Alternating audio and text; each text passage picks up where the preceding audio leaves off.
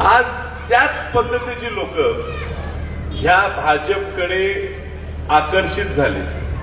आम्हाला वाटत होतं की भाजप एवढा मोठा पक्ष आहे, देशात नाही जगात सगळ्यात मोठा पक्ष म्हणून ते सगळ्यांकडे आज सांगत फिरतात, मग अशी लोक ते जवळ करणार नाही। आपल्याला वाटत होतं की काही चांगले चेहरे देतील, काही तरुण लोकांना संधी देतील, विकास करणाऱ्या लोकांना संधी देतील, गरीब व्यक्तीला संधी देतील, गुंडांना थारा देणार नाही, दंडुकशाही करणाऱ्या लोकांना थारा देणार नाही।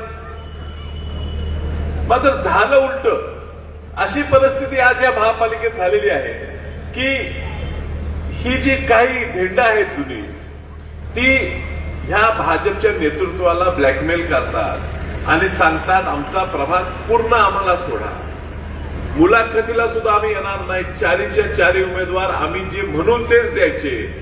आणि एवढी लाचार झाली आहे, देशावर सत्ता, राज्यावर सत्ता, आणि महापालिकेत हा पक्ष एवढा लाचार झालाय की अशा गुंड प्रवृत्तीच्या, दहशत निर्माण करणाऱ्या, चोऱ्या करणाऱ्या, भ्रष्टाचार करणाऱ्या लोकांना अखंड प्रभागाच्या प्रभाग यांना उमेदवारी द्यावी लागेल।